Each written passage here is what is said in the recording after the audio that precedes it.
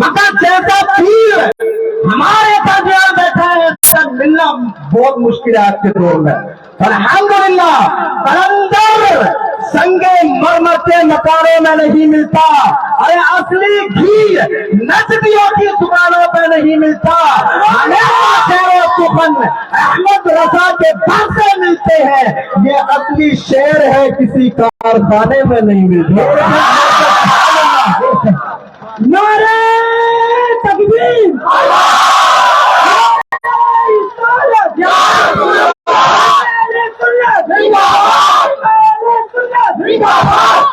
نعرہ تکبیر نعرہ رسالت اعلان غوث اعظم حضرت سید احسان صاحب قبلہ.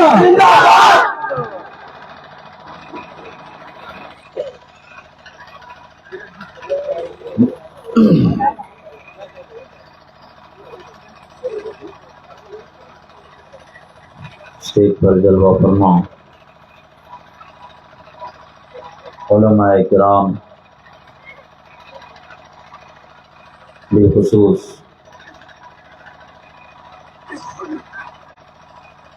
گرامی قدر مولانا حافظ ریحان صاحب سلمہ، دیگر علماء کرام، حاضرین اسلام، السلام علیکم ورحمۃ اللہ تعالی وبرکاتہ. وعلیکم السلام ورحمۃ اللہ وبرکاتہ. الحمد للہ الحمد للہ الذی فتح لأولیائہ ابواب الوسائل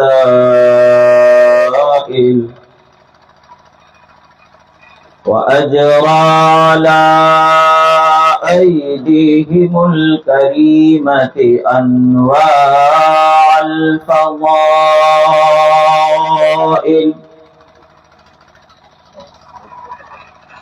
فمن اقتدى بهم نال من الله سبحانه وتعالى جميع الفضائل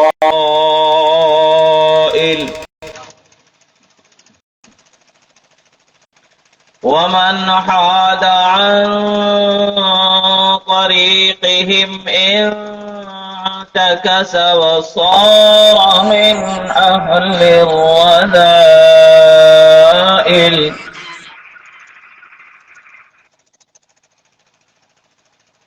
ومن تمسك بأذيالهم أفلح وأدرك فخر الفضائل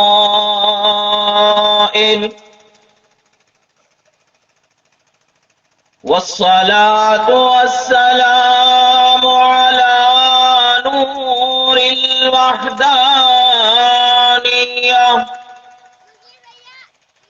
وطلعت شمس الأسرار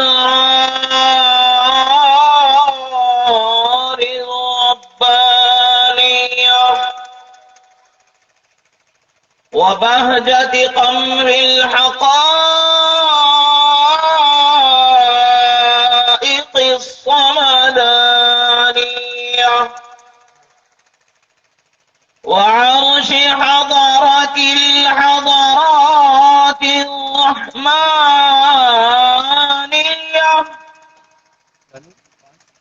سيد الأنبياء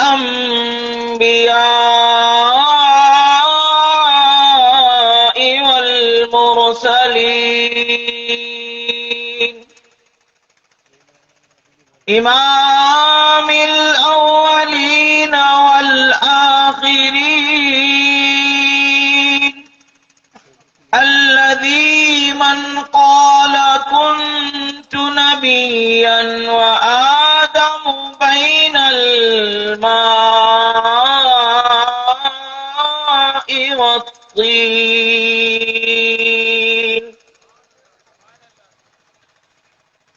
جد الحسن والحسين مولانا ومولى الثقلين أبي القاسم سيدنا محمد المصطفى شمس الضحى بدر الدجى نور الهدى رحمة للعالمين وعلى آله الطيبين الطاهرين وأصحابه المرضين ومن تبعهم بإحسان إلى يوم الدين.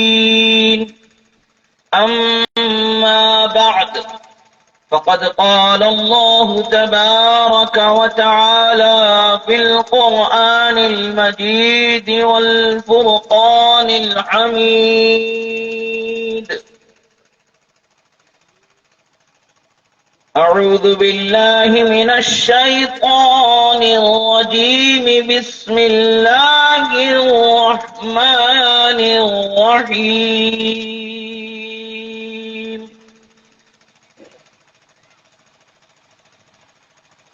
فاذكروني أذكركم واشكروا لي ولا تكفرون.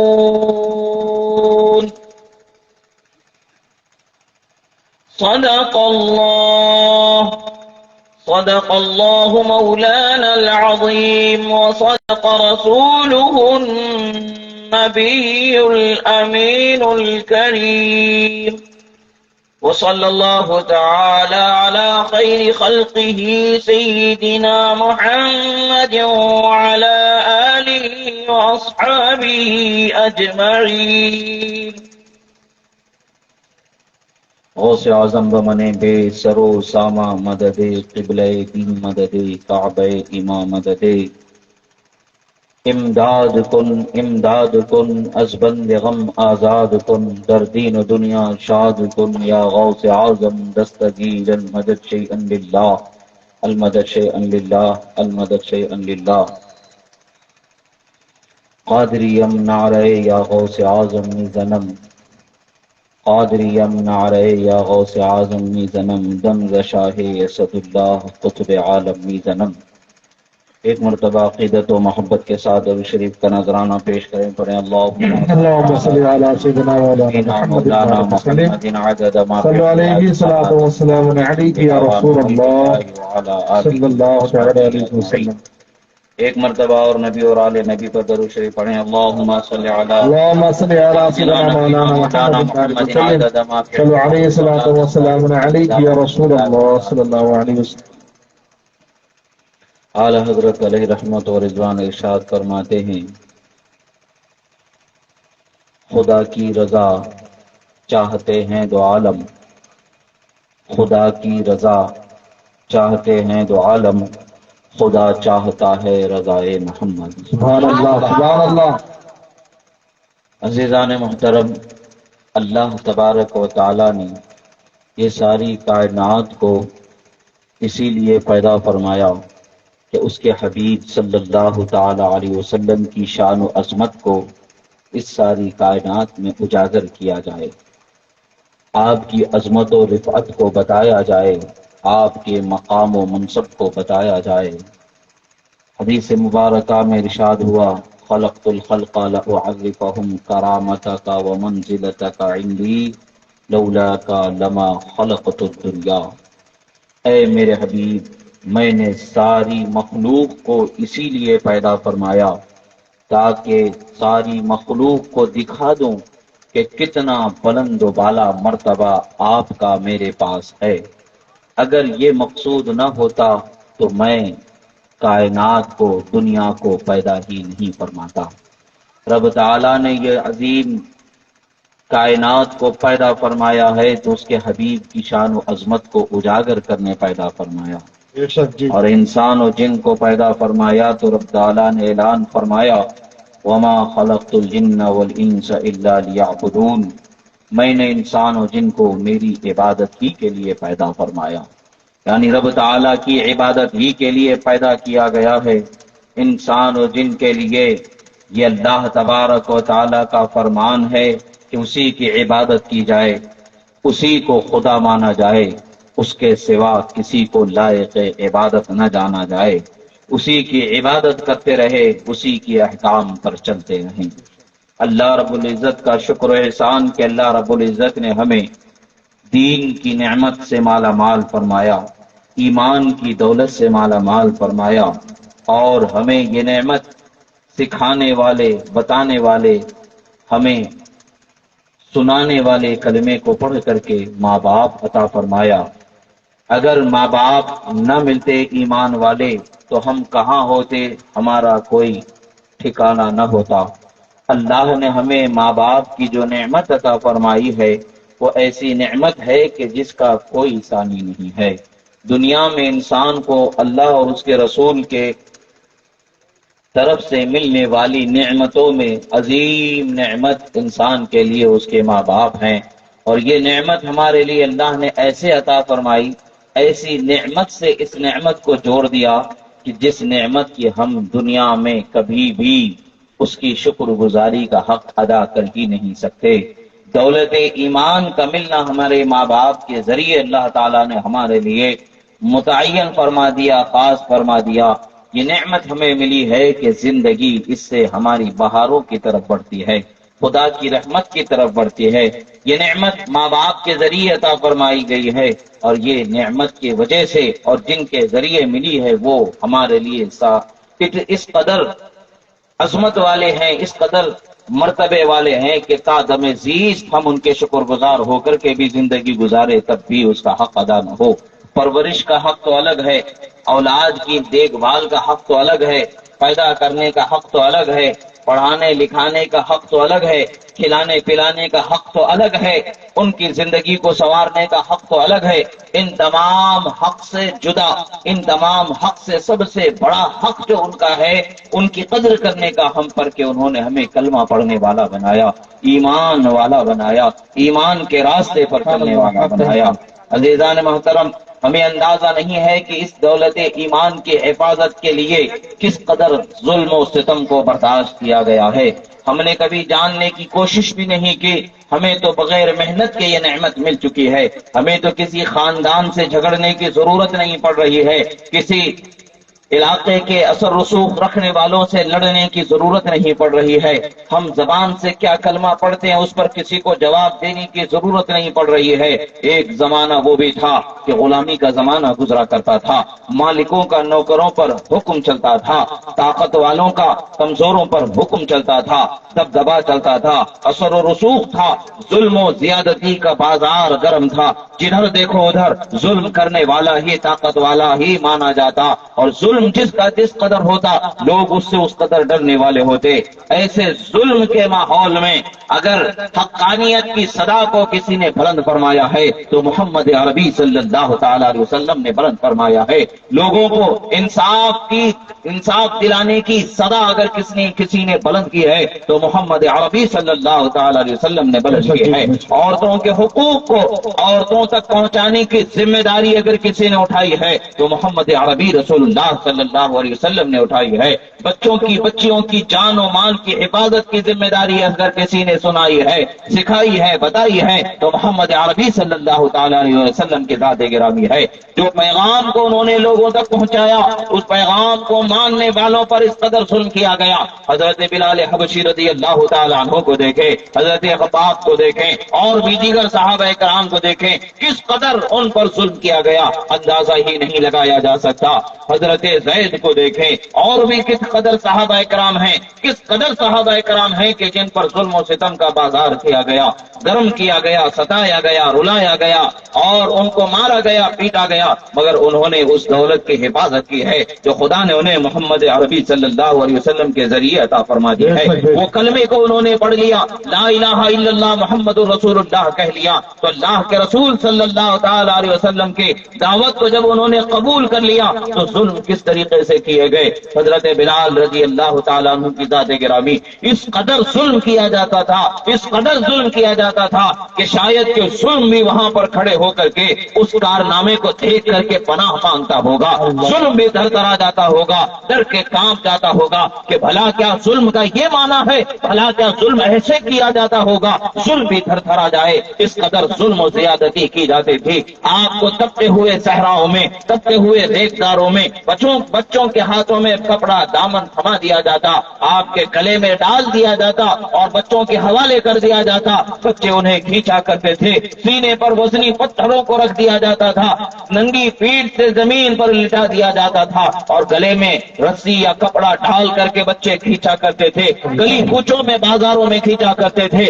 مطالبہ کیا ہوتا تھا؟ یہی ایک مطالبہ ہوتا تھا، کلمہ ایمان کا جو تم نے پڑھ لیا ہے اس کلمے کو چھوڑ دینا، اس ایمان کو چھوڑ دینا۔ مگر قربان جائیں اس عاشق مصطفیٰ حضرت بلال رضی اللہ تعالیٰ عنہ کی ذات مبارکہ پر، انہوں نے اپنے آپ پر کوڑے برسنا پسند کر لیا، انہوں نے اپنے آپ کو آگ میں جلایا جانا پسند کر لیا، انہوں نے اپنے آپ کو دھوپ بھی تپتے ہوئے ریتداروں میں تڑپایا جانا پسند کر لیا، بچوں کے ہاتھوں کھلونا بن کر کے زخمی ہونا انہوں نے پسند کر لیا، اپنے آپ پر نہ جانے کتنی آفتوں کو انہوں نے پسند کر لیا، مگر انہوں نے اس کو پسند نہیں کیا کہ ایمان کا سودا کر لیا جائے، انہوں نے اس کو پسند نہیں کیا کہ لا الہ الا اللہ محمد رسول اللہ کا کہنا چھوڑ دیا جائے، محمد عربی کی دعوت کو چھوڑ دیا جائے، اس کو انہوں نے پسند نہیں کیا۔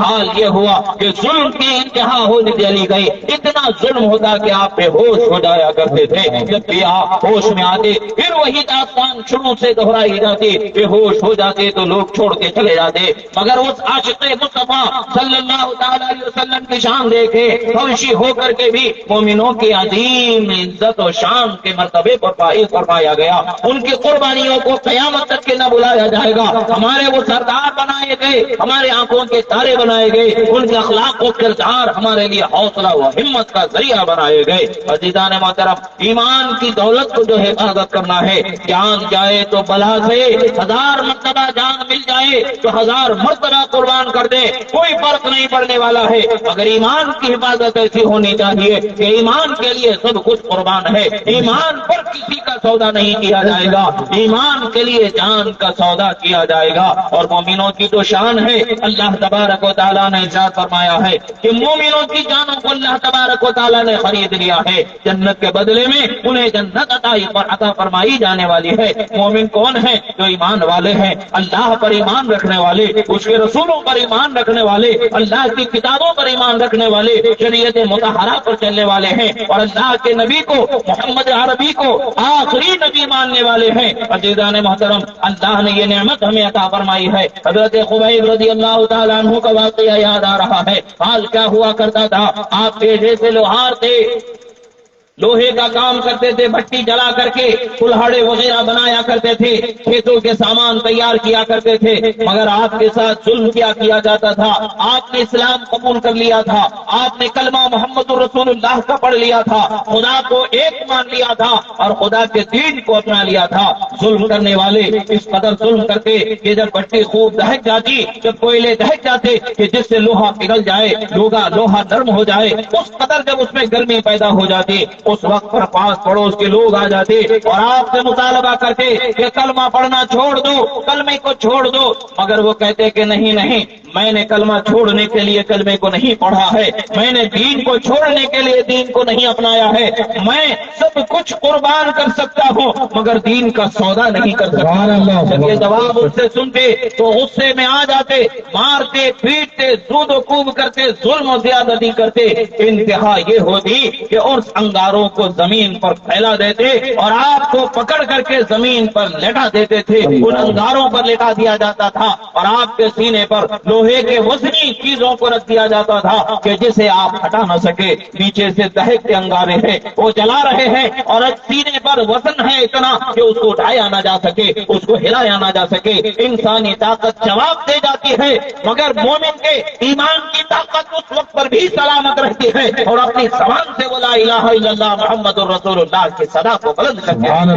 یہاں تک کہ حال یہ ہوتا کہ آپ بے ہوش ہو جایا کرتے تھے اور آپ کی جسم مبارک سے چربی، خون، پانی جو جسم میں ہوتا تھا وہ پگھل کر کے نکل کر کے انگاروں کو بجھا دیتا۔ اسی حال میں کوئی آپ کا چاہنے والا، کوئی آپ پر ترس کھانے والا ہلاک کر کے ہٹا دیتا. یہ ایک مرتبہ نہیں، دو مرتبہ نہیں، ہزاروں مرتبہ کا معاملہ لوگوں کے ساتھ اس طریقے کے ظلم و ایذا کا معاملہ تھا.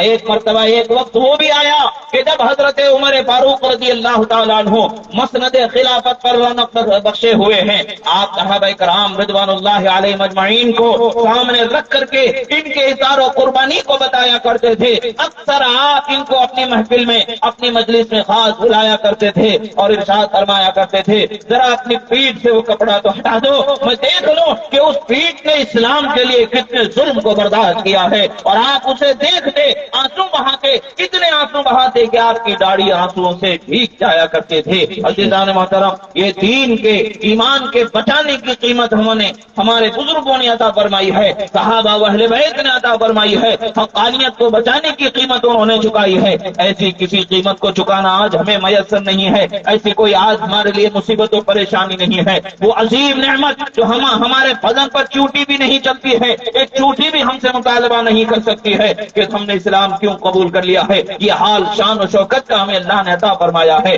مگر اس زمانے میں یہ تھا کہ گلی کوچے کے چھوٹے چھوٹے بچے بھی پاس پروس کرنے کے لیے تیار رہتے تھے، ظلم سے ان کو ستانے کے لیے تیار رہتے تھے. کوئی پتھر مارا کرتا ہے، کوئی کانٹے چبھویا کرتا ہے، تو کوئی کوڑے برسایا کرتا ہے، کوئی کھینچا کرتا تھا، تو کوئی کسی طریقے سے ستایا کرتا تھا. آج وہ وقت نہیں ہے، آج وہ زمانہ نہیں ہے. مگر آج کیا ہم نے اس دین کی حفاظت کرنا سیکھ لیا ہے کہ آج ہمارا یہ فرض نہیں ہے ظلم ہو تبھی حفاظت کی جائے گی، تکلیف ہو تبھی حفاظت کی جائے گی؟ ایسا نہیں ہے، بلکہ ظلم ہو تب بھی دین پر قائم رہنا ہے، نہ ہو تب بھی دین پر قائم رہنا ہے. ہر حال میں دین پر ہی قائم رہنا ہے، ہر حال میں ایمان پر ہی سلامتی رکھنی ہے. ایمان سلامت تو سب کچھ سلامت ہونے والا ہے. یہ نعمت جو ہمیں ملی ہے ماں باپ نے عطا فرمایا ہے. اور آج ہمارا سلوک کیا ہے؟ اللہ کا دین کیا کہتا ہے؟ رسول اللہ کا دین ہمیں کیا کہتا ہے؟ اللہ سے خوف کرنے کا حکم ہمیں دیتا ہے، رسول اللہ کے احکام پر، ان کے طریقے پر چلنے کا ہمیں حکم دیتا ہے. کیا ہم نے اپنے دلوں کا محاسبہ کیا؟ کیا ہم نے اپنے دلوں کا اندازہ لگایا کہ ہمارے دل میں کیا خوف خدا بسا ہوا ہے؟ خدا کا ڈر کتنا ہمارے دلوں میں بسا ہوا ہے؟ کیا کبھی ہم نے سوچا ہمارے مال لٹ جانے کا ڈر ہمارے دل میں ہے، ہمارے فون چھن جانے کے، چوری ہو جانے کا ڈر ہمارے پاس ہے، ہمارے بستر لٹ جانے کا، بستر چھن جانے کا، زمین چھن جانے کا، ہر کوئی ڈر ہمارے پاس ہے؟ نہیں ہے تو افسوس کی بات ہے معاذ اللہ کہ ہمارے دلوں میں خدا کا خوف نہیں ہے، ہمارے دلوں میں رسول اللہ کی چاہت و محبت نہیں ہے. آخر کس فائدے کی زندگی ہے ان لوگوں نے جو رسول اللہ کا محبت، رسول اللہ کی محبت کو دل میں بسایا، خدا کے خوف کو دل میں بسایا، تو ایسے کامیاب ہو گئے کہ قیامت تک کے ایمان والوں کے پیشوا و سردار بنا دیا گیا، ان کے نقش قدم پر چلنے والا کامیاب و کامران بنا دیا گیا. اصحابی النجوم بأیہم اقتدیتم اہتدیتم فرمایا گیا میرے صحابہ ستاروں کے مانند ہے، تم میں سے جو جس کی پیروی کرے گا نجات پا جائے گا. یہ رسول اللہ صلی اللہ تعالی علیہ وسلم کا فرمان ہے. آخر ان کو اتنا مقام کیوں ہے؟ انہوں نے خوف خدا کو دل میں بسایا، انہوں نے رسول اللہ صلی اللہ تعالی علیہ وسلم کی محبت کو دل میں بسایا. اور آج ہمارے پاس یہ حال ہے کہ جن ماں باپ کے صدقے میں، جن ماں باپ کی تربیت، جن ماں باپ کی کوکھ اور ظلم کی برکت سے، ان کی وجہ سے اللہ تعالیٰ نے ہمیں ایمان عطا فرما دیا ہے، ہمیں مسلمان بنا دیا ہے، بغیر محنت کے ہمیں دین مل چکا ہے. آج ان کے ساتھ ہمارا سلوک کیا ہو رہا ہے؟ ہماری بدسلوکی کیا ہو رہی ہے؟ ایک واقعہ میں آپ حضرات کو بتاؤں گا. حضرت جابر رضی اللہ تعالیٰ عنہ اس واقعے کے راوی ہے. امام طبرانی نے اس واقعے کو طبرانی شریف میں روایت فرمایا ہے. رسول اللہ صلی اللہ تعالیٰ علیہ وسلم کی خدمت میں ایک صحابی آتے ہیں، آ کر کے عرض کرتے ہیں یا رسول اللہ صلی اللہ تعالی علیہ وسلم، میرے والد میرے مال کو لے لیتے ہیں، جو کچھ میرے پیسے ہیں وہ لے لیتے ہیں، میری ضرورتیں رہ جاتی ہیں یا میری پریشانی رہ جاتی ہیں. یہ سب بات کی ہیں، بات یہ ہے کہ وہ میرے مال کو لے لیتے ہیں، میرے مال پر وہ تصرف کر لیتے ہیں، وہ اختیار چلاتے ہیں. اور آج بھی معاملہ دیکھیں، ہمارے بھی دل دکھتے ہیں کہ نہیں دکھتے ہیں؟ ہمارے ماں باپ کچھ ہمارے پیسوں سے لے لیتے ہیں تو ہمارے ماتھے پر شکن آ جاتے ہیں، دل چھوٹے ہو جاتے ہیں. مگر ہم یہ بھول جاتے ہیں کہ جب ہم چھوٹے تھے، جب ہم بولتے تھے، مانگتے تھے، ہاتھ پھیلاتے تھے، ان کے دامن کو پکڑ کر کے کھینچتے تھے، ان کے جیب میں پیسے نہ بھی ہوتے تو کسی نہ کسی طریقے سے وہ ہماری ضرورت کو پورا کر دیا کرتے تھے. آج مانگا تو پھر شام میں مانگنے سے منع نہیں کرتے، کچھ دیر کے بعد مانگنے سے منع نہیں کرتے، اگرچہ ہماری نصیحت کو کچھ نصیحت کر دے مگر ہمارے مانگ کو وہ ادھورا نہیں رکھتے، ہماری چاہت کو وہ ادھورا نہیں رکھتے، اپنی طاقت کے مطابق وہ ہماری ضرورتوں کو پورا کرتے رہا کرتے تھے. جب ہم بچپن میں تھے تو ہم نے بڑی چاہت سے ان کے مال کو مانگا تھا، بڑی چاہت سے بڑے حق سے ہم نے ان کے مال کا استعمال کیا تھا، ان کے جیب سے ہم نے پیسے بتا بتا کر کے طلب کر کے ہم نے لیا تھا، ان کی نہ جانے کتنی ضرورتوں کو انہوں نے قربان کر دیا، کتنی خواہشوں کو انہوں نے چھوڑ دیا، صرف ہمارے چہروں پر ایک مسکراہٹ آ جائے، ہماری خواہش پوری ہو جائے، اس کے لیے انہوں نے دھوپ چھاؤں سردی گرمی بارش سردی سب کو برداشت کیا۔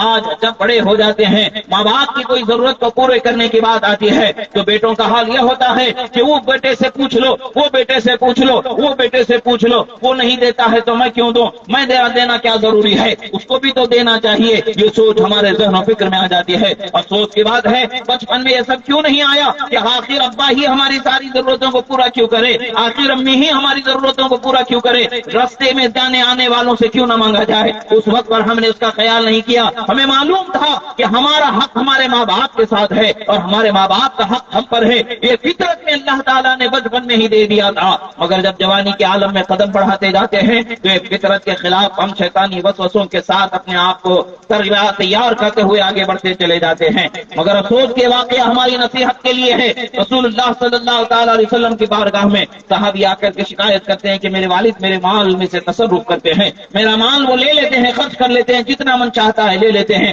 جو جی چاہتا ہے لے لیتے ہیں۔ رسول اللہ صلی اللہ علیہ وسلم نے کہا جاؤ اپنے ابا کو میرے پاس لے کر کے آؤ۔ ساری دنیا کو انصاف دینے والی ہستی، ان سے زیادہ انصاف اللہ کی مخلوق میں کوئی کر ہی نہیں سکتا۔ ایسے انصاف کرنے والے ہیں جب ماں کی گود میں آئے ہیں تبھی سے انصاف کرتے دکھاتے نظر آ رہے۔ حضرت بی بی حلیمہ کی گود میں آئے ہیں، آپ دودھ پی رہے ہیں، ایک طرف دودھ پیتے ہیں ایک طرف رضائی بھائی کے لیے چھوڑ دیتے ہیں۔ آپ نے جتنا عرصہ دودھ پیا اتنا عرصہ اپنے رضائی بھائی کے حق کا خیال کیا اور ایک ہی طرف سے آپ دودھ پیتے رہے، دوسری طرف سے کبھی آپ نے دودھ نہیں پیا۔ یہ وہ ہستی ہے جو ماں کی گود میں لوگوں کو انصاف کرنا اور رشتہ داری کا لحاظ کرنا اور ان کے حقوق کو ادا کرنا سکھانے والی ہستی ہیں، وہ انصاف کرنے والے ہیں۔ ان کی بارگاہ میں یہ انصاف کے طلبگار بن کر کے آئے ہیں۔ رسول اللہ نے جب انہیں بلایا باپ کے دل میں ایک دھچکا لگتا ہے، اس کو میں نے گود میں کھلا کر کے بڑا کیا ہے، میں نے اس کو اپنے ہاتھوں میں سنبھال کر کے بڑا کیا ہے، آج یہ ایک چھوٹی سی چیز کے لیے میں نے کچھ پیسے اس کے لے لیے، کچھ مال اس کا لے لیا، پھر دوڑا جا کر کے رسول اللہ سے میری شکایت کر رہا ہے۔ دل دکھ جاتا ہے، آزردہ ہو جاتے ہیں، دل میں کچھ اشعار وہ پڑھتے ہیں، زبان پر بھی نہیں لاتے ہیں، ان کے کان بھی اس اشعار کو ان کے زبان کے الفاظ سے نہیں سنتے ہیں، دل میں وہ اشعار پڑھتے ہیں۔ عرب کی سرزمین میں، عرب کے مزاج میں اللہ تبارک و تعالیٰ نے شعر و سخن اور فصاحت و بلاغت کو بسا دیا ہے۔ ان کو محنت کر کے شعر و شاعری سیکھنے کی ضرورت نہیں ہوتی ہے، شعر و شاعری ان کی زبان سے نکلنے والے الفاظ ہی شعر و شاعری ہوتے ہیں۔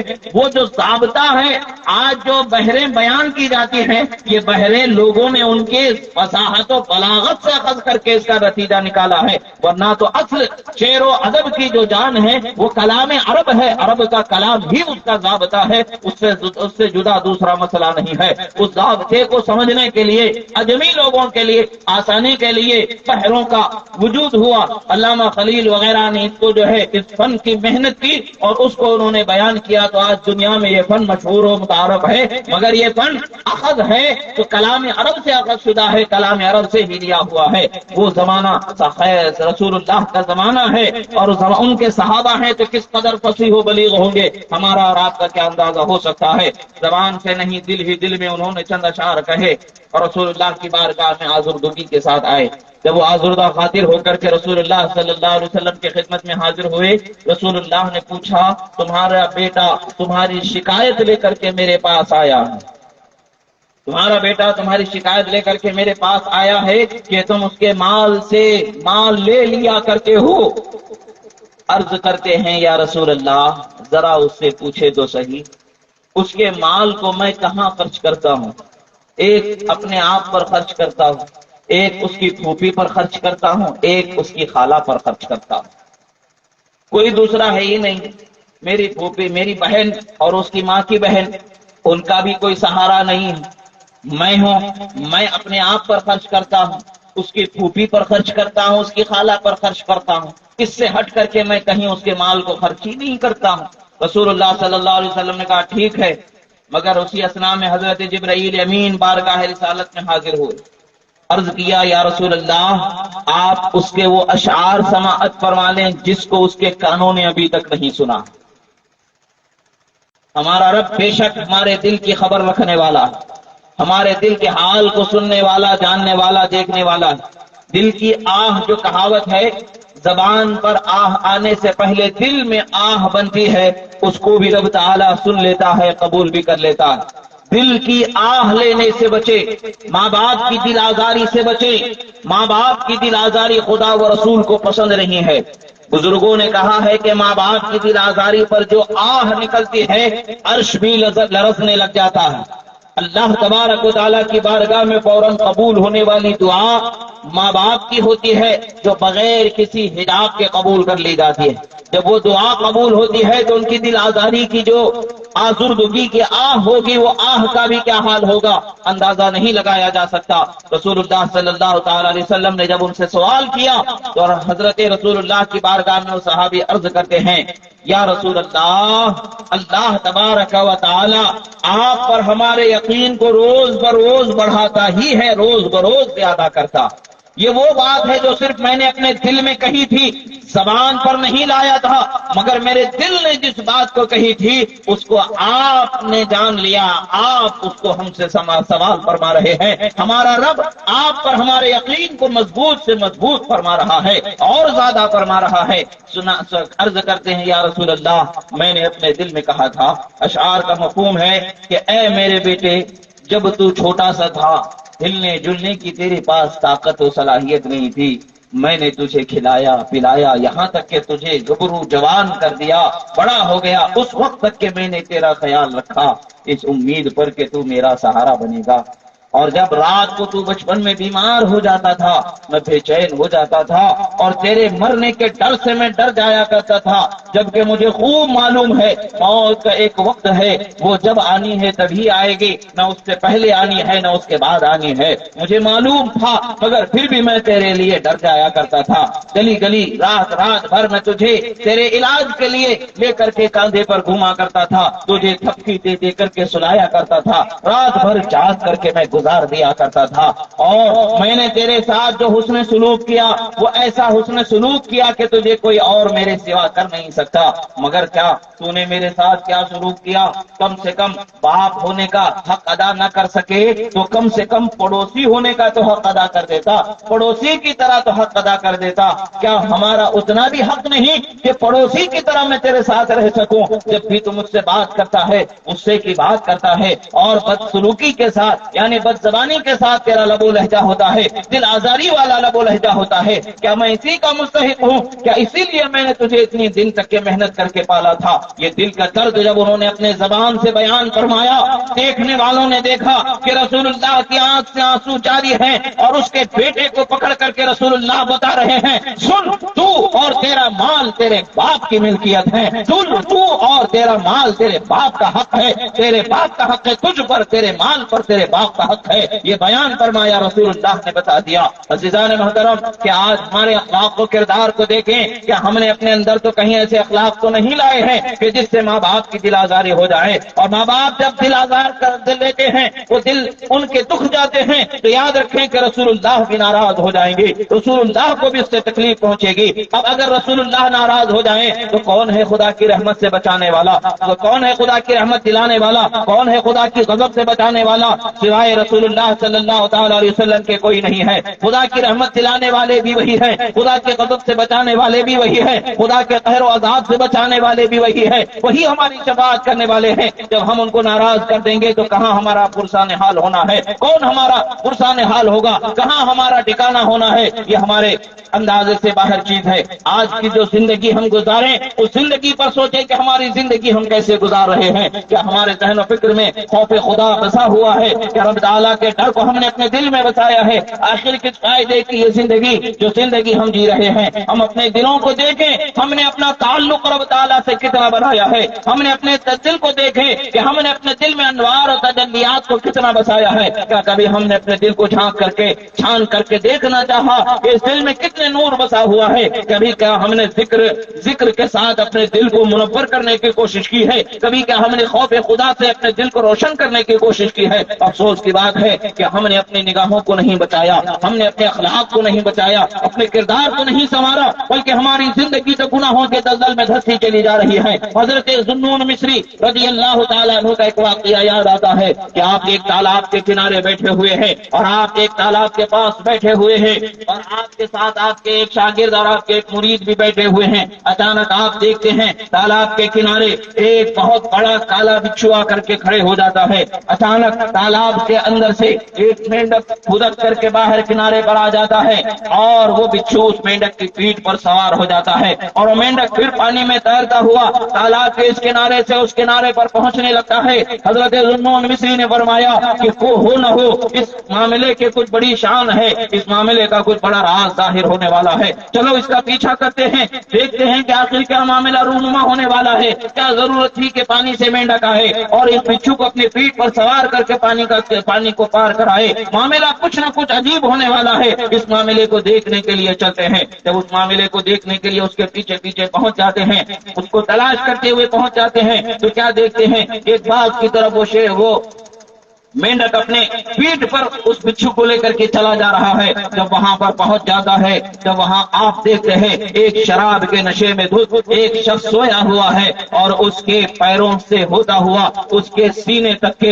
ایک زہریلا سانپ چڑھا ہوا ہے۔ اب ڈسا کے کب ڈسا کا حال اس پر سوار ہے، ڈسنے ہی والا ہے کہ اچانک یہ بچھو اس بندے کے قریب پہنچ جاتا ہے اور یہ بچھو کچک کر کے اس کے سینے پر پہنچ جاتا ہے اور اس سانپ کو ایک ڈنک مار دیتا ہے۔ اس بچھو کا زہر ایسا تھا کہ وہ سانپ اسی وقت اور اسی جگہ تڑپ کر کے مر جاتا ہے اور وہ بچھو پھر واپس اس مینڈک پر سوار ہو جاتا ہے اور وہ مینڈک پھر اسے واپس لے جا کر کے اس تالاب کے کنارے پار کر کے اسے چھوڑ دیتا ہے۔ اب وہ بچھو کس طرف گیا خدا جانے اور مینڈک تالاب کے کس حصے میں چھپ گیا خدا جانے۔ حضرت ذوالنون مصری اس شخص کے پاس جا کر کے بیٹھ جاتے ہیں، دیکھتے ہوئے خدا کی قدرت کا مشاہدہ کرتے ہوئے ہیں۔ یہ بندہ کیسا ہے؟ نافرمان بندہ ہے، شراب کے نشے میں پڑا ہوا ہے، مگر پھر بھی رب تعالیٰ اس کی جان کی حفاظت کر رہا ہے، اس کی جان بچا رہا ہے۔ اگر وہ سانپ چاہتا تو اسے مار دیتا، ڈس دیتا، خدا اس کو نہ بچاتا تو کوئی مذائقہ نہیں تھا، کیونکہ وہ خدا کا نافرمان بندہ تھا۔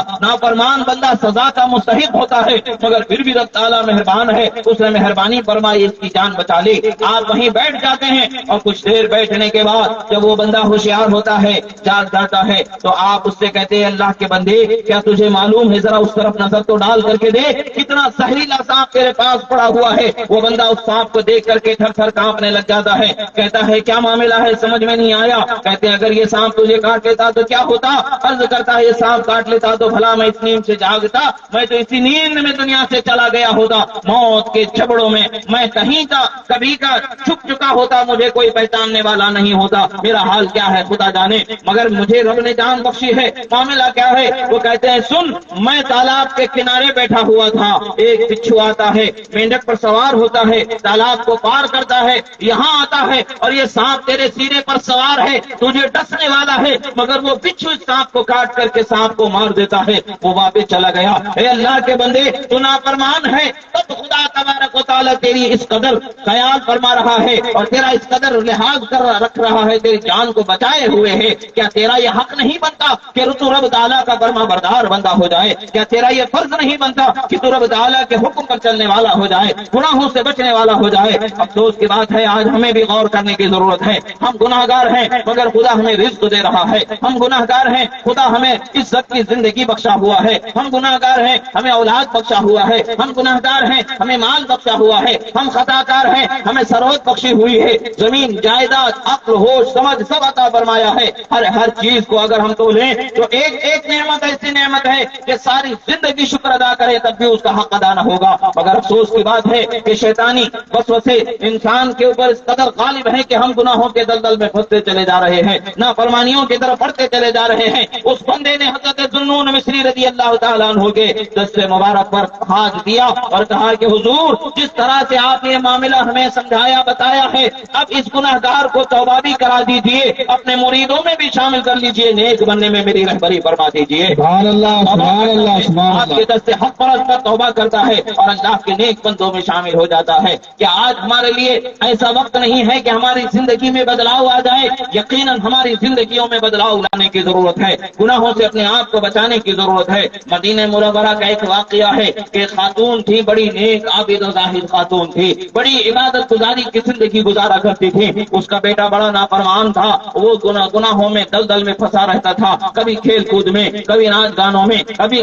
بازی تاشوں میں الجھا ہوا کرتا تھا. وہ اکثر اپنے دوستوں کے ساتھ دور دور چلا جایا کرتا تھا اور اپنے وقت کو کھیل کود میں, لہو لعب میں, نافرمانیوں میں گزار دیا کرتا تھا.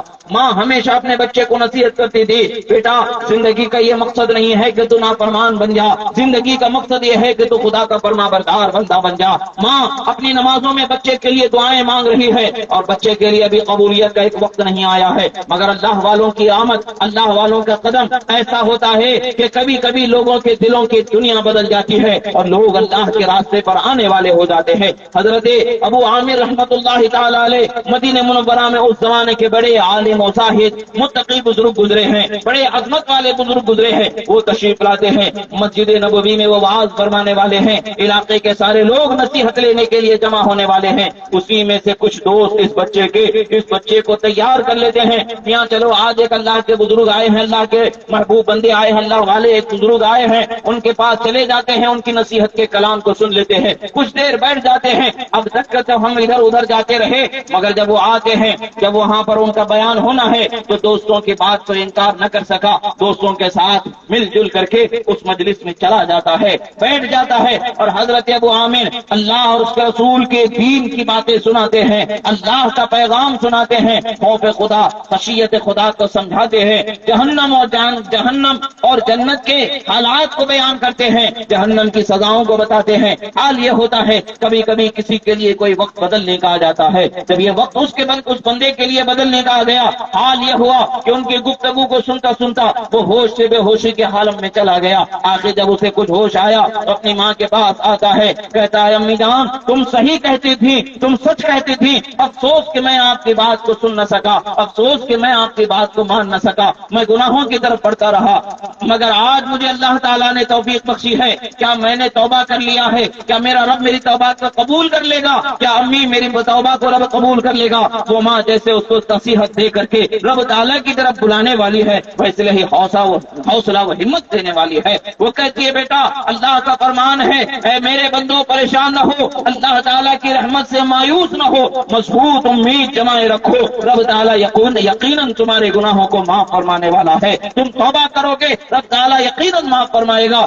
بیٹے کو سمجھاتی ہیں, بیٹا اس وقت سے دن کی دنیا بدل چکی ہے, زندگی گزارنے کا سلیقہ بدل چکا ہے, رات بھر جاگ کر کے عبادت کر رہا ہے, دن بھر جاگ کر کے عبادت کر رہا ہے, کچھ وقت کھایا کچھ وقت نہیں کھایا, یہی حال اس کا ہو رہا ہے. رمضان المبارک آ گیا, رمضان المبارک کے مہینے میں بھی اسی طریقے سے وہ عبادت اور ریاضت میں مشغول رہا. حال یہ ہوا کہ کوئی دن اس کا آنکھ سے آنسو بہنا رکا نہیں, کوئی رات اس کی آنکھ سے آنسو بہنے رکے نہیں, وہ ہر حال میں روتا رہا, خدا کی بارگاہ میں معافی کا طلبگار ہوتا رہا. ایک وقت پر آخر اپنے بیماری کا عالم اس پر آ گیا, کمزوری نقاہت چھا گئی, وہ قریب المرگ ہو گیا. ماں کو بلاتا ہے, ماں اسے اپنے مانڈی پر اس کا سر رکھتی ہیں, سر پر ہاتھ پھیرتی ہیں, تسلی دیتی ہیں, کہتے ہیں بیٹا یہ کیا حال تو نے بنا رکھا ہے. عرض کرتا ہے امی یہی حال کی طرف تو آپ بلایا کرتی تھی, آج پریشان ہو رہی ہیں, پریشان نہ ہو. امی جان سنیں ذرا, میرے گناہ اس لائق نہیں کہ میں بخشا جاؤں, میری نافرمانی اس لائق نہیں کہ میں بخشا جاؤں. کیا میرا رب مجھ پر مہربانی فرما دے گا؟ کیا میرا رب مجھے معاف فرما دے گا؟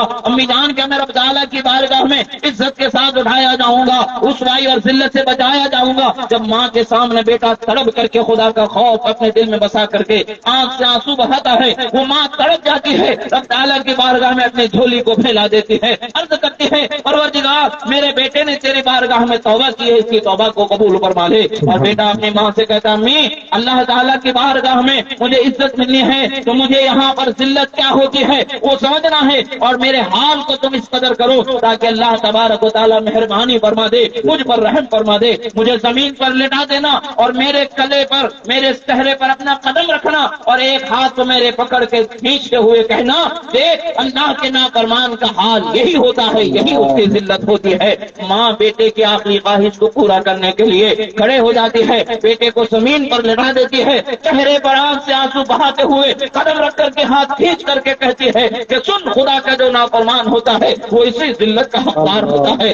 آواز آتی ہے، اے اللہ کی بندی، میرے اس بندے کے چہرے سے قدم ہٹا لے، خدا نے اس کو رحمت کے دروازے کھول کر کے رکھا۔ سبحان اللہ، سبحان اللہ، نعرے تکبیر، نعرے رسالت، نعرے تکبیر، نعرے رسالت، علماء اہل سنت، علماء اہل سنت۔ بندہ اس حال میں دنیا سے گزر جاتا ہے، وہ بندے کا انتقال ہو جاتا ہے جب اسے مدینے کے باہر ماں نے تیار نہلا دھلا کر کے کفن پہنا کر کے گلی کے باہر رکھ دیا، کہا اے اللہ کے بندو آؤ، ایک اللہ کے گنہگار بندے کی نماز پڑھ دو۔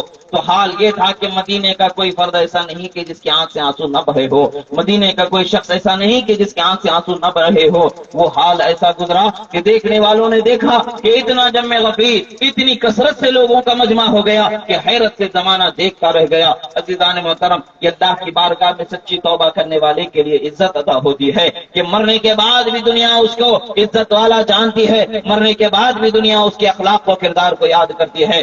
آخر ہماری زندگی اور ہماری اخلاق و کردار کا کیا حال ہے؟ ہمیں اپنا اخلاق و کردار کا محاسبہ کرنا ہے، ہمیں اپنے اخلاق و کردار کو دیکھنا ہے، ہم نے کیا زندگی گزاری ہے، کس طریقے کی ہم نے زندگی گزاری ہے۔ کیا ہمیں رب تعالیٰ کا خوف نہیں ہوتا؟ کہ ہمیں رب تعالیٰ کی بارگاہ میں حاضری کی جب رب تعالیٰ کی بارگاہ میں حاضری کی فکر ہے؟ حضرت امام جوزی فرماتے ہیں، اے انسان، اے اللہ کے بندے، اپنے حال کا محاسبہ کر، اپنا لحاظ کر، اپنا دیکھ کیا حال تیرا ہے۔ اگر تو موت اور قبر کے لیے تیار ہے تو بے فکر ہو کر کے اسی حال میں زندگی گزار دے جس حال میں ہے، اور اگر تو اپنے موت کے لیے تیار نہیں ہے اور قبر کے لیے تیار نہیں ہے تو اپنے حال کو بدل دے، توبہ کر، رب تعالیٰ کی بارگاہ میں پلٹ جا کہ رب تعالیٰ کی رحمت سے تجھے سنبھال لیا جائے گا، تجھے نیک بننے کا موقع مل جائے گا۔ اور اگر تو اسی حال میں اپنا وقت گزار دیتا ہے تو پھر تیرے پاس کیا کچھ وقت باقی نہیں بچنے والا ہے۔ حضرت امام حسن بصری رضی اللہ تعالیٰ عنہ فرماتے ہیں، اے اللہ کے بندے، تو اگر نماز کی عزت نہیں کر پائے گا،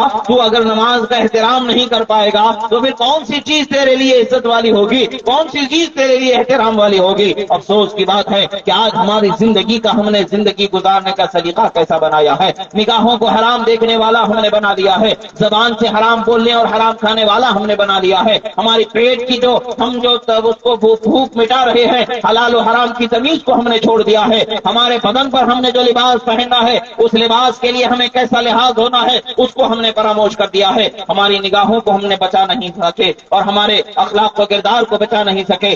آج ہمارے اخلاق و کردار کی بے قاعدگی کی وجہ ہے کہ آج ہم رسوائی اور ذلت کی طرف بڑھتے چلے جا رہے ہیں۔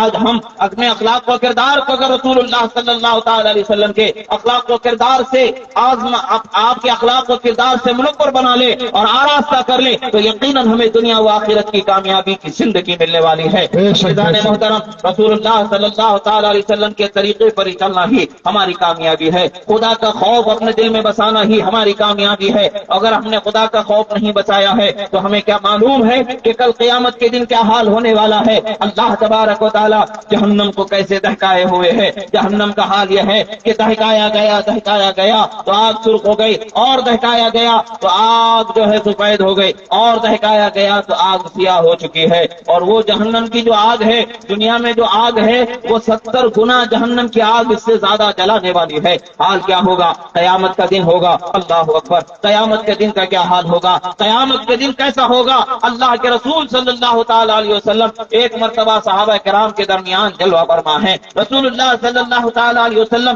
مسکرا دیتے ہیں۔ حضرت عمر فاروق رضی اللہ تعالیٰ عنہ عرض کرتے ہیں، یا رسول اللہ، کس چیز نے آپ کو ہنسایا، کس چیز نے آپ کو خوش کر دیا، ذرا وہ ہمیں بھی تو بتائیں تاکہ ہمیں اس کی لذت مل جائے۔ رسول اللہ صلی اللہ تعالی علیہ وسلم فرماتے ہیں، گویا کہ میں قیامت کے منظر کا مشاہدہ کر رہا ہوں اور جان لو قیامت کا دن بڑا عظیم دن ہے۔ وہ دن لیوم عظیم، فرمایا بڑا عظیم دن ہے، بڑا بھیانک دن ہے، اس دن کی ہولناکی کا تم اندازہ نہیں کر سکتے۔ رسول اللہ صلی اللہ علیہ وسلم فرماتے ہیں، حساب کتاب ہو رہا ہے، اللہ تبارک و تعالیٰ کے حساب کتاب کے میدان میں اللہ تبارک و تعالیٰ کی بارگاہ میں ایک بندہ حاضر ہے، انصاف طلب کر رہا ہے، ترازو قائم ہو چکا ہے، نام اعمال تل رہے ہیں، بدلے چکائے جا رہے ہیں، جس کا جو حق ہے وہ حق ادا کیا جا رہا ہے۔ حقوق العباد جو بندے کے حقوق ہوتے ہیں یہ بڑے بھیانک معاملات ہوتے ہیں۔ بندے کے حقوق کو اگر مار دیں گے قیامت میں جب تک کہ اس کا بدلہ نہ چکایا جائے گا جنت میں جا نہیں سکتے ہیں، اس کو یاد رکھیں۔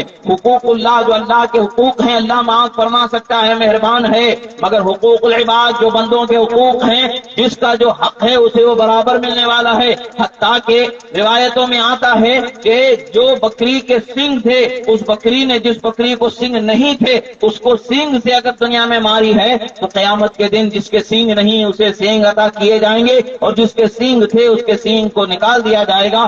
جس کے دنیا میں جس بکری سے جس نے مار کھایا ہے وہ قیامت میں اس بکری کو مار کے اس کا بدلہ پورا کرے گی۔ جب جانوروں کو بدلہ دینے والا ہے، جن جانوروں کا بدلہ عطا کیا جائے گا چکایا جائے گا تو انسانوں کا بدلہ کیسے رہ جائے گا؟ یقیناً وہ بڑا بھیانک دن ہے جب قیامت کے دن وہ بندہ رب تعالیٰ کی بارگاہ میں کہے گا اے اللہ میرے پاس گناہ ہی گناہ ہے، کچھ نہیں ہے، اس بندے نے مجھ پر حق تلفی کی ہے، مجھ پر ظلم کیا ہے، مولا اس کا بدلہ مجھے دلا۔ رب تعالیٰ فرمائے گا کیا بدلہ تم اس سے چاہتے ہو؟ وہ کہے گا اس کی نیکیوں کو نکال کر کے میرے نام اعمال میں ڈال دو۔ پہلے ہی نیکیاں کم ہیں، پہلے ہی حالت ایسی ہے، اور اگر کل قیامت میں ہم سے دنیا میں کسی سے حق تلفی ہو گئی ہے، کسی پر ظلم و زیادتی ہو گئی ہے، وہ قیامت میں نیکیاں مانگ لے تو کیا حال ہوگا؟ کہاں ہمارا ٹھکانہ ہوگا؟ ظلم کرنے سے بچیں، کسی کے حق کو مارنے سے بچیں، کسی کے ساتھ حق تلفی کرنے سے بچیں۔ کل قیامت میں اس کا بڑا بھیانک بدلہ چکانا ہوگا، ہماری نیکیاں لے لی جائیں گی، مگر خدا مہربانی فرمانے والا ہے، مہربانی بھی فرما دیتا ہے۔ رسول اللہ صلی اللہ تعالیٰ علیہ وسلم نے فرمایا کہ اس بندے سے رب تعالیٰ نے پوچھا کہ کیا بدلہ چاہتے ہو؟ وہ بندہ کہتا ہے کہ رب تعالیٰ مجھے اس کی نیکیاں چاہیے۔ رب تعالیٰ فرماتا ہے کہ سنو دیکھو سر اٹھا کر کے جنت کی طرف۔ جب جنت کی طرف سر اٹھا کر کے وہ بندہ دیکھتا ہے تو ایسا عظیم الشان محل دکھتا ہے اس کو کہ جس کی کوئی مثال ہی نہیں ملتی ہے۔ اس عظیم الشان محل کے لیے جب اس بندے نے حیرت سے دیکھا کہا رب تعالیٰ یہ کس کے لیے ہے؟ رب تعالیٰ فرماتا ہے یہ اس بندے کے لیے ہے جو مجھ سے سودا کر لے۔ وہ بندہ کہتا ہے رب تعالیٰ کیا سودا کرنا ہے؟ وہ کہتا ہے کہ تیرے بھائی کے نام اعمال میں ایک بھی نیکی نہیں ہے، ایک بھی نیکی نہیں ہے، مگر تیرے ساتھ اس سے زیادتی کا معاملہ ہو چکا ہے، تو اس کا بدلہ چاہ رہا ہے، تو اگر اسے معاف کر دے گا تو اس معافی کے بدلے میں تجھے وہ جنت کا محل عطا فرما دوں گا۔ رب تعالیٰ کی بارگاہ میں وہ بندہ تڑپ کر کے عرض کرتا ہے رب تعالیٰ میں نے اسے معاف کر دیا، میں نے اسے معاف کر دیا، میں نے اسے معاف کر دیا۔ رب تعالیٰ فرماتا ہے میرے بندے تو اس کا ہاتھ پکڑ اور جنت کے اس عظیم الشان محل میں داخل۔ سبحان اللہ سبحان اللہ۔ یہی چلتا ہے کہ رب تعالیٰ کی بارگاہ میں حساب ہونے والا ہے، وہ حساب اگر رب تعالیٰ مہربانی سے دوسرے سودے میں بدل کے معاف فرما دے تو اس کا کرم ہے، مگر اگر معافی نہ ملے اور اس وقت پر حق کو طلب کر لیا جائے تو کیا حال ہوگا؟ حق ادا کیا جائے گا، اگر نیکیاں سے نہیں ہے تو اس کے گناہوں کو نکال کر کے اس میں ڈال دیا جائے گا، اس کے گناہوں میں بڑھا دیا جائے گا۔ یہ معاملہ ہمارے سامنے کھلا ہے، رسول اللہ نے ہمیں پہلے ہی بتا دیا ہے قیامت کے دن سے ڈرنا چاہیے، مگر افسوس کی بات ہے کہ کیا آج ہم قیامت کے دن سے ڈر رہے ہیں، اپنے اخلاق کو کردار کو سنوار رہے ہیں؟ آج ہمارا حال کیا ہے؟ نہ ہمیں کسی حرام کا ڈر ہے، حرام سے بچنے کی خواہش و آرزو ہے، ہم تو کھلے طور پر بے حیائی اور بے شرمی کے ساتھ گناہ کی طرف بڑھتے چلے جا رہے ہیں۔ گناہ کرنے کے بعد ندامت بھی ہم میں نہیں ہے، گناہ کرنے کے بعد افسوس بھی ہمیں صادر نہیں ہوتا، اور کل جنت کی نعمتوں کو حاصل کرنے کی ہمیں فکر نہیں ہوتی ہے۔ حضرت مالک ابن دینار رضی اللہ تعالیٰ عنہ کا واقعہ ہے کہ آپ بصرہ کی گلیوں میں سے ایک مرتبہ گزر رہے تھے، ایک بہت بڑے مالدار شخص کو اپنا گھر بناتے ہوئے دیکھتے ہیں، آپ نے اس کا چہرہ دیکھا، اس کا چہرہ دیکھتے ہی آپ نے اپنے مریدوں سے کہا سنو یہ اللہ کا نیک بندہ نظر آتا ہے۔ یہاں پر اللہ تبارک و تعالیٰ نے اس کے چہرے کو حسن و جمال اور نورانیت و جاذبیت عطا فرمائی ہے، میں ڈرتا ہوں کہ کل قیامت میں یہ بندہ جہنم میں جلایا جائے، چلو اسے نصیحت کر کے دیکھتے ہیں، شاید کہ نصیحت کو سن لے ہماری، کچھ ایک سودا اس سے کر کے دیکھتے ہیں، وہ سودا ہمارا سن لے تو کل قیامت میں جہنم میں جلائے جانے سے بچا لیا جائے گا۔ حضرت مالک ابن دینار اس کے پاس جاتے ہیں ملنے کے لیے، سلام کرتے ہیں، وہ سلام کا جواب دیتا ہے، بیٹھا دیتا ہے، اس کو پتا نہیں کہ کون آنے والا والا ہے، جب اسے پتا چلتا ہے کہ وقت کے بڑے جلیل القدر عالم ربانی ولی کامل حضرت مالک ابن دینار یہاں پر جلوہ فرما ہے، وہ کھڑے ہو جاتا ہے، ادب و احترام کے ساتھ ان کے ساتھ پیش آتا ہے، عرض کرتا حضور کوئی حاجت و ضرورت ہے تو آپ میرے غریب خانے پر قدم رنجا فرمائے ہیں، آپ اجازت فرما دے، حکم فرما دے، کسی کو بھیج دیتے میں آپ کی خدمت میں خود حاضر ہو جاتا۔ وہ عرض کرتے نہیں، نہ میری کوئی حاجت ہے نہ میری کوئی ضرورت ہے، ہاں یہ ہے کہ میں تمہیں ایک سودا کرنے کے لیے تمہارے پاس آیا ہوں، چاہو تو وہ سودا قبول کر لو، تمہارا فائدہ ہے، نہ قبول کرو تو میرا کوئی نقصان نہیں ہے۔ وہ عرض کرتے ہیں، تو عرض کرتا حضور کو کیا سودا ہے؟ آپ فرماتے ہیں یہ گھر جو محل تم بنا رہے ہو، اس محل کے بنانے میں تم نے کتنا خرچ کرنے کا ارادہ کر لیا ہے؟ عرض کرتا حضور میں 1 لاکھ سونے کے سکے خرچ کرنے کا ارادہ کر لیا ہوں، اس پر میں نے 1 لاکھ سونے کے سکوں کو جمع کر لیا ہے تاکہ اس محل کو عالیشان بنایا جائے، اور تمام خدمت گزاروں کو کرنے والوں کو میں جمع کر لیا ہوں۔ حضرت فرماتے ہیں سنو، یہ محل کے چھت کے اندر بھی یہ سارے عیب ہیں، اس کی دیواروں میں یہ سارے عیب ہیں، یہ بغیر پلر کے قائم نہیں ہو سکتا ہے، یہ وقت کے ساتھ ساتھ ختم ہونے والا ہے، فنا ہونے والا ہے، زلزلے سے گر جانے والا ہے، اور وقت کی آندھی و طوفان سے اثر انداز ہونے والا ہے، یہ تو سراپا عیب والا محل ہے۔ کیا تمہیں معلوم ہے کہ ایک محل اللہ تبارک و تعالی جنت میں بندوں کو عطا فرمانے والا ہے، نہ اس میں کوئی ستون ہوتا ہے، نہ اس میں کوئی بے رنگی ہوتی ہے، نہ اس میں کوئی عیب ہوتا ہے، ایسا اعلیٰ وہ اعلیٰ ترین ہوتا ہے کہ جس کے ایک ایک خوبصورتی کو تم دنیا میں دنیا بھر کی زندگی جی کر کے بھی تصور نہیں کر سکتے۔ وہ محل خدا تبارک و تعالیٰ تمہیں عطا فرما دے گا۔ اگر تم چاہو تو اس دولت کے بدلے میں تمہیں وہ جنت کا محل بیچنا چاہتا ہوں، چاہو تو تم جنت کا محل خرید لو، اور یہ دولت کو اللہ کی راہ میں غریبوں میں قربا بانٹ کر کے تم اللہ کی بارگاہ میں حقدار رحمت بن جاؤ۔ وہ بندہ کہتا حضور مجھے 1 رات کا موقع دے دیجئے، میں 1 رات تک کا موقع دے دیجئے، میں صبح فجر کے بعد آپ سے عرض کروں گا، آپ صبح میرے پاس تشریف لائیے۔ وہ بندہ بھی بڑا ہوشیار و دانا تھا، اس نے یہ وقت لیا ہے تو میں سمجھتا ہوں کہ وقت نے اس نے اس کا بھی فائدہ حاصل کر لیا ہے۔ اور حضرت مالک ابن دینار وہاں سے اٹھ کر کے چلے جاتے ہیں، اپنی خانقاہ پر پہنچ جاتے ہیں، اور وہاں پر رات بھر عبادت کر رہے ہیں، اور رات بھر دست دعا کو بلند کر کے دعا کر رہے ہیں، مالک یہ تیرے بندے کو میں نے تیری رحمت کے دروازے پر لایا ہوں، پروردگار میں اس کو تیری رحمت کے دروازے تک کھینچ لایا ہوں، اب ہدایت و توفیق تو عطا فرما دینا، اپنی جنت کا انہیں اس بندے کو حقدار بنا دے، رب تعالیٰ اسے دنیا سے بے رغبتی اور آخرت کا طلبگار بنا دے۔ دعا کر رہے ہیں، دعا کر رہے ہیں، آپ کے مریدین کہتے ہیں حتیٰ کہ تہجد کا وقت آ گیا، اس وقت پر آپ نے گریا کر کے رب تعالیٰ کی بارگاہ میں دعا کی، آنسو بہا کر کے رب تعالیٰ کی بارگاہ میں دعا کی، صبح فجر کی نماز پڑھا اور اس بندے سے ملاقات کے لیے چلے گئے۔ وہ بندہ انہی کے انتظار میں بیٹھا ہوا تھا، سونے کے جو سکوں کی تھیلیاں اس نے جمع کر کے رکھے تھے گھر بنانے کے لیے، وہ 1 لاکھ کے سونے کے سکے لے کر کے سامنے رکھ دیا۔ عرض کرتا حضور یہ تو سب میں آپ کو دے دوں گا، میں سودا کرنے کو تیار ہوں، مگر مجھے ضمانت نامہ بھی تو لکھ کر کے دے دیجئے، زمان بھی تو لکھ کر کے دے دیجئے، صرف زبانی سودا نہیں، مجھے لکھت میں سودا عطا فرما دیجئے۔ اللہ والوں سے رحمتوں کو لینے کا سلیقہ بھی دیکھیے کہ کس طریقے سے انہوں نے سیکھا۔ انہوں نے کہا کہ حضور لکھ کر کے دے دیجئے، حضرت نے کہا لاؤ میں لکھ کر کے دے دیتا ہوں۔ وہ قلم منگایا گیا، کاغذ منگایا گیا، اس پر لکھا بسم اللہ الرحمن الرحیم۔ اللہ کے بندے مالک ابن دینار کی طرف سے اللہ تبارک و تعالیٰ کی رحمت پر بھروسہ کرتے ہوئے یہ سودا کیا جاتا ہے کہ دنیا کے اس محل کے بدلے فلاں بن فلاں کو جنت میں اللہ تبارک و تعالیٰ افضل و اعلیٰ یاقوت کا محل عطا فرمائے، یہ میرا ہے، میرا ضمانت نامہ ہے، اس سے زیادہ خدا دینا چاہے تو وہ خدا کی مرضی ہے۔ اس پر ضامن یہ بندہ مالک ابن دینار ہے، آپ نے دستخط کر دیا، یعنی گویا کہ وہ بندہ چاہ رہا حضور میں سودا تو کر رہا ہوں، کل قیامت میں میں رب تعالیٰ کی بارگاہ میں جواب دینے کی طاقت نہیں رکھتا ہوں، میں گنہگار ہوں، وہاں طلب کرنے کی طاقت نہیں رکھتا ہوں، وہاں میں بے سہارا رہوں گا، کسی دستگیری کرنے والے دستگیر کی مجھے حاجت ہوگی، کوئی ہاتھ تھام کر کے رحمت دلانے والے سہارے کی مجھے حاجت ہوگی، رب تعالیٰ کی بارگاہ میں اپنی طلب کو یاد کر کے مجھے عطا دلانے والے کی ضرورت ہوگی، اس وقت کے سہارے کے لیے مجھے آپ کی تحریر چاہیے۔ حضرت نے لکھ دیا، وہ سونے کے سکے حضرت کو دے دیا، حضرت نے محل سے باہر نکلا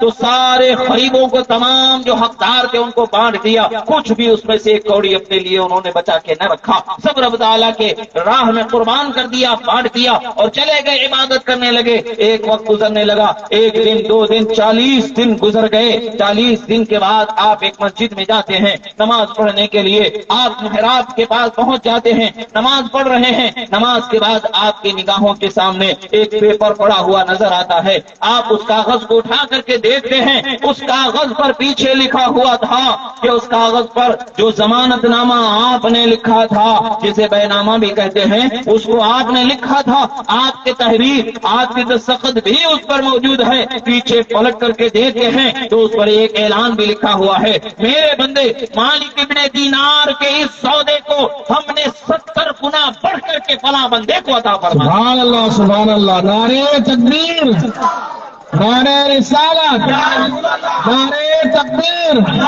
نعرہ رسالت، شہزادہ غوث اعظم، شہزادہ غوث اعظم۔ اس پیپر کو لے کر کے اس انسان کے گھر کی طرف آپ دوڑتے دوڑتے چلے جاتے ہیں، جا کر کے دیکھتے ہیں تو کیا حال ہے، بھیڑ جمی ہوئی ہے، لوگ ایک دوسرے کو تعزیت دے رہے ہیں، ایک دوسرے کو صبر کی تلقین کر رہے ہیں، یہ پوچھتے ہیں کیا معاملہ ہوا۔ اس کے خاص خادم جو حضرت کو پہچانتے تھے انہوں نے کہا حضور جس سے آپ نے سودا کیا وہ بندہ انتقال کر چکا ہے، دنیا سے گزر چکا ہے۔ آپ پوچھتے کون اس کو نہلانے والا ہے، اس کو میرے پاس لے کر کے آؤ۔ جب اس کو نہلانے والا کفنانے والا قریب آ جاتا ہے، آپ اس سے پوچھتے ہیں کہ بتاؤ ذرا کیا حال تھا، جب تم نے اس کو نہلایا کیا حال تھا، کفنایا کیا حال تھا، آخری وقت پر کچھ تم نے اس سے گفتگو کی، بات چیت کی۔ وہ کہتا ہے کہ ہاں، جب اس کے آخری وقت آیا اس نے مجھے بلایا، کہا کہ مجھے نہلانے دھلانے کے بعد کفنانے کے وقت میرے سینے اور کفن کے درمیان اس کاغذ کو رکھتے، ایک کاغذ اس نے مجھے دیا، وہ کاغذ کو اس نے کہا کہ میرے سینے کفن کے اندر میرے سینے پر اس کاغذ کو رکھ دینا، تو میں اس کے کاغذ کو اسی طریقے سے رکھا اور کفنایا، دفنایا اور دفنا دیا گیا ہے۔ حضرت نے وہ کاغذ دکھا کر کے بتایا کیا وہی یہ کاغذ ہے؟ وہ بندہ چمک کر کے چونک کر کے اسے پکڑ لیتا ہے اور دیکھ کر کے کہتا ہے ہاں ہاں یہی وہ کاغذ ہے جس کو میں نے اس کے کفن میں اس کے سینے پر رکھا ہے۔ حضرت مالک ابن دینار کو پتا چل جاتا ہے کہ مرنے والا بھی سچا ہے، دینے والا بھی سچا ہے، اور دلانے والے کو اللہ تعالیٰ نے دلانے والا بنایا ہے۔ ایسی رحمت جو ان کی نگاہوں کے سامنے آ گئی، اسی وقت پر آپ سجدہ ریز ہو جاتے ہیں، عرض کرتے ہیں مالک مولا تو مجھ گنہگار کے سودے کو قبول فرما لیا، میری لاج رکھا ہے مولا، تو نے تیرے تو بہت بڑا ہے، کرم والا ہے، احسان کرنے والا ہے، رحم کرنے والا ہے۔ لوگ نے حضرت مالک ابن دینار کو دیکھا تو دوڑتے ہوئے آئے، کہا حضور ہمیں بھی جنت کا محل دلا دیجئے، ہمیں بھی جنت کا محل دلا دیجئے، لاکھوں درہم و دینار لے کر کے آئے۔ حضرت کہتے نہیں، کان ما کان، جو ہونا تھا وہ ہو چکا، میری طاقت نہیں کہ میں یہ کر سکوں، وہ تو رب تعالیٰ کی مہربانی ہے کہ میرے قول کو اس نے پورا فرما دیا، میری بات کو اس نے پورا فرما دیا۔ جب رسول اللہ صلی اللہ تعالیٰ علیہ وسلم کے امت کے اولیاء کی یہ شان ہے کہ رب تعالیٰ کی بارگاہ سے جنت کے محل دلا سکتے ہیں، تو پھر رسول اللہ صلی اللہ تعالیٰ علیہ وسلم کی عطا کا کیا حال ہوگا؟ تو ہم کہتے ہیں بہت دیتا ہے، دینے کو منہ چاہیے، دینے والا ہے سچا ہمارا۔ سبحان اللہ سبحان اللہ سبحان اللہ۔ عزیزان محترم، اپنے اخلاق و کردار کو سنواریں، رب تعالیٰ کی بارگاہ میں حاضر ہونے والے وقت کو فراموش نہ کریں۔ ہمیں دنیا سے جانا ضرور ہے، موت سے گزر کے جانا ضرور ہے، ہمیں دیکھنے کی ضرورت ہے کہ ہم نے اب تک کی زندگی گزاری تو کیسے گزاری ہے، نمازوں کو کتنا چھوڑا ہے، روزوں کو کتنا چھوڑا ہے، عبادتوں کو کتنا چھوڑا ہے، اخلاق و کردار سے ہم نے کس قدر بے راہ روی اپنا لی ہے، کس قدر ہم دور ہو چکے ہیں۔ یاد رکھیں مومن کے اخلاق کیسے ہوتے ہیں۔ رسول اللہ صلی اللہ تعالی علیہ وسلم نے فرمایا خیرکم من سلم المسلمون من لسانہ ویدہ، فرمایا تم میں بہترین شخص وہ ہے جس کے زبان اور ہاتھ سے دوسرے مسلمان محفوظ ہو جائیں، انہیں کوئی تکلیف نہ پہنچے۔ کیا کبھی ہم نے یہ سوچا کہ ہماری زندگی گزارنے کے سلیقے کو ہم نے بتایا، اپنایا؟ نہیں، آج ہمارا حال ایسا ہے کہ ہم ایک دوسرے کو تکلیف دیے بغیر چین نہیں پاتے ہیں۔ جب تک کہ ہم کسی کو تکلیف نہیں دیتے، کسی کی دل آزاری نہیں کرتے، ہماری زندگی جو ہے اس طریقے کی ہو گئی ہے کہ ہمیں کوئی زندگی کا سکون نہیں ملتا۔ افسوس ہے ایسی زندگی پر جو حقیقت میں جہنم کی زندگی کو مول رہی ہے، اور جہنم کا حال کیا ہوگا؟ رسول اللہ صلی اللہ تعالی علیہ وسلم کے فرامین مبارکہ میں، احادیث مبارکہ میں یہ روایتوں میں آتا ہے کہ جہنم کا حال ایسا ہوگا، جہنم کے اندر عجب عجب طرح طرح کے عذاب ہوں گے۔ جہنم میں ایک تالاب بھی ایسا ہوگا جو پانی کی طرح بہنے والا، لوہے اور پیتل کا کھولتا ہوا پانی کی طرح بنا ہوا اس کا ایک تالاب ہوگا، اس سے انسان کو گزرنے کی سزا دی جائے گی، رب تعالیٰ کی بارگاہ سے اس کے لیے سزا متعین ہو جائے گی۔ حال کیا ہوگا؟ تالاب کے اس کنارے پر اسے غوطہ لگانا ہے، تالاب کے اس کنارے پر اسے باہر نکلنا ہے، اور آپ اندازہ لگائیں لوہا پگھل کر کے بہ رہا ہے، تانبا پگھل کر کے بہ رہا ہے، اس وقت پر حال کیا ہوگا؟ اس کا حال کیا ہوگا؟ اندازہ لگائیں۔ اندازے کی ضرورت ہے. بندہ جب باہر نکلے گا تو اس کے بدن سے اس کا گوشت اور اس کی جلدیں، اس کے چمڑی اس قدر پگھل کر کے گرے گی جیسے کاندھے سے چادر پھسل کر کے زمین پر گر جاتی ہے. یہ اس طرح کا سخت ترین عذاب ہوگا. کیا ہمیں اس عذاب کے سامنے کرنے کی ہمت ہے؟ کیا ہمیں اس عذاب کا مقابلہ کرنے کی ہمت ہے؟ قسم خدا کی ہمارے پاس وہ ہمت ہی نہیں ہے، وہ طاقت ہی نہیں ہے. بس ہمارے لیے ضروری ہے کہ رب تعالیٰ کی رحمت کو حاصل کریں. ہمارے لیے ضروری ہے کہ رب تعالیٰ کی بارگاہ میں اپنی مغفرت کو حاصل کریں. رب تعالیٰ فرماتا ہے اے میرے بندو توبہ کرو، میں تمہاری توبہ کو قبول کرنے والا ہوں. آج رب تعالیٰ نے ہمیں یہ موقع بخشا ہے، زندگی بخشی ہے. یہ زندگی بھی ہے، زبان بھی ہے، فکر بھی ہے، سوچ بھی ہے. توبہ کا دروازہ بھی کھلا ہے. قیامت سے پہلے توبہ کا دروازہ بند ہو جائے گا. قیامت کی بڑی بڑی نشانیاں ظاہر ہونے لگی ہیں، زلزلے آنے شروع ہو چکے ہیں اور اب بڑی بڑی نشانیوں کی طرف ہم بڑھتے چلے جا رہے ہیں. چھوٹی چھوٹی نشانیاں تو ظاہر ہو چکی، اب بڑی بڑی نشانیاں جو ہیں وہ ظاہر ہونے چلی ہیں اور ظاہر ہو رہی ہیں. اللہ تبارک و تعالیٰ کا قہر و غضب کا سامنا ہوگا قیامت کا دن. اس کا ہم اور آپ اندازہ نہیں لگا سکتے ہیں. اس دن کی رسوائی سے، اس دن کی رسوائی سے اگر اپنے آپ کو بچانا ہے تو آج توبہ کر کے زندگی کو رسول اللہ کی سنتوں پر گزارنے کا ارادہ بنانا ہے. اللہ تبارک و تعالیٰ سے دعا ہے جو کہا گیا سنا گیا، کہنے میں سننے میں جو غلطی ہوئی اللہ تعالیٰ اسے معاف فرمائے. جو حق و صحیح کہا گیا ہمارے سینوں میں محفوظ فرمائے. رسول اللہ کی سچی محبت عطا فرمائے. ہمیں رسول اللہ کے سچے طریقے شریعت پر، اسلام پر چلنے، جینے مرنے کی توفیق عطا فرمائے. اقول قولی ھذا استغفر اللہ لی ولکم ولسائر المؤمنین. السلام علیکم. ماشاء اللہ، سبحان اللہ.